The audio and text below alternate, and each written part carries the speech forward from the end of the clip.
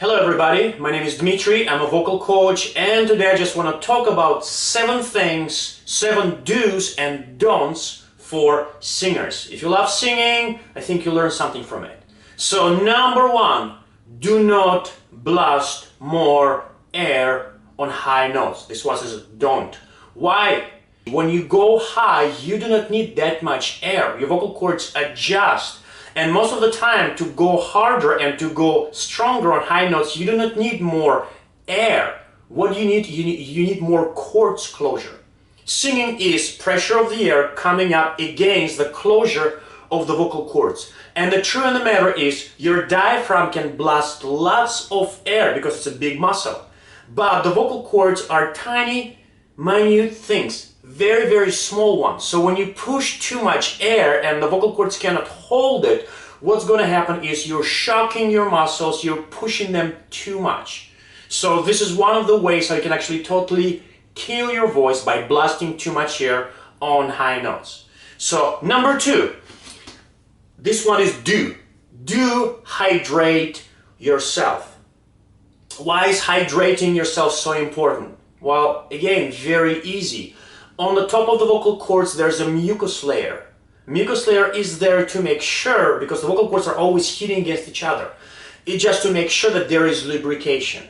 When you, for example, smoke, it's gonna dry up that mucus layer, and when the vocal cords start slamming against each other, they're gonna start swelling up. That's how people get edemas. You know, Adele, that's how she got that,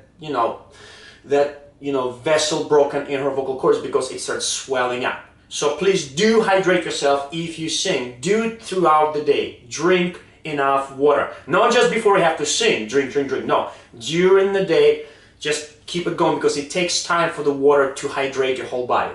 Number 3, don't practice too much right before the show. And I think it's a given one, but so many people actually don't listen to it. Why? Because you want to be your best. You want to have the best ability when you're on a show. You don't want to sing your best notes before the show. Singing is a muscular activity, and if you overdo it, you're gonna go into the show because you practiced a lot right before the show, and you're like, what's happening? There's no more strength left.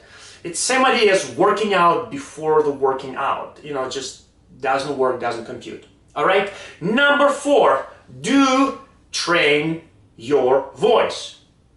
And it's kind of given as well, but so many people don't. I mean, I see guitar players always working on their craft, always, doing the scales, doing the things, right? I see drummers always doing things as well, working on the stick control. I see the bass players, same idea. Only singers most of the time don't do anything, which is a funny thing, because voice is an instrument, although it's built in us, but still, you cannot get good at things that you don't do. So you gotta build your voice, you gotta build proper coordination, because if you don't, when the time comes in, you'll find that it's not gonna be as strong, it's gonna get weaker and weaker and weaker. You gotta make sure that you go into the weak spots of your voice, not the strong ones, so that you'd be able to sing more, sing with bigger range, do things that you couldn't do before. Don't ever say to yourself, oh, I only have this range. No, there's so much more about your voice. All right, so make sure that you do train your voice. Number 5, don't try to sing as loud as you can.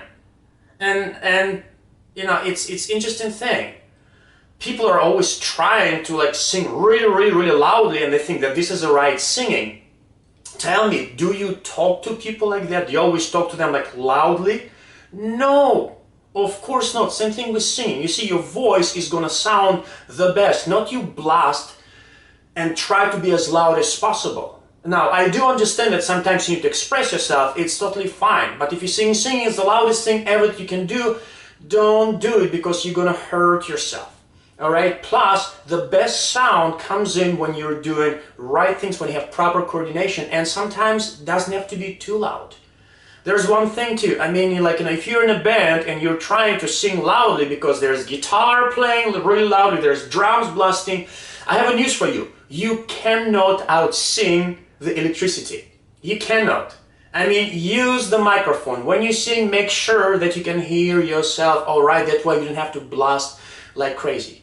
All right? Now, number 6, do have a good rest.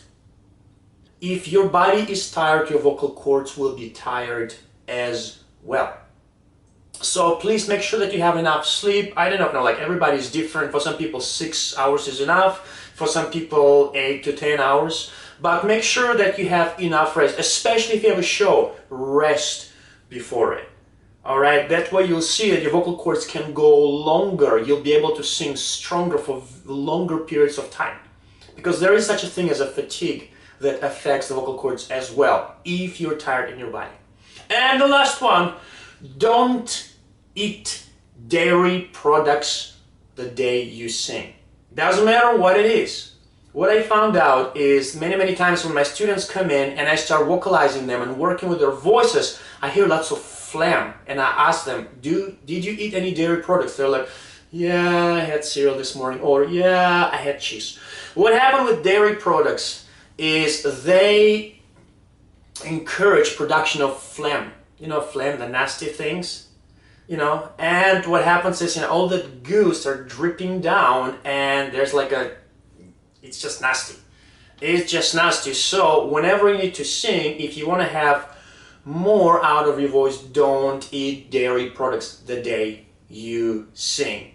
So here we go. There are some tips for you. I hope you liked it. So subscribe, find me on Facebook, find me on Twitter, and go and check out my website, isingfreely.com. See you soon.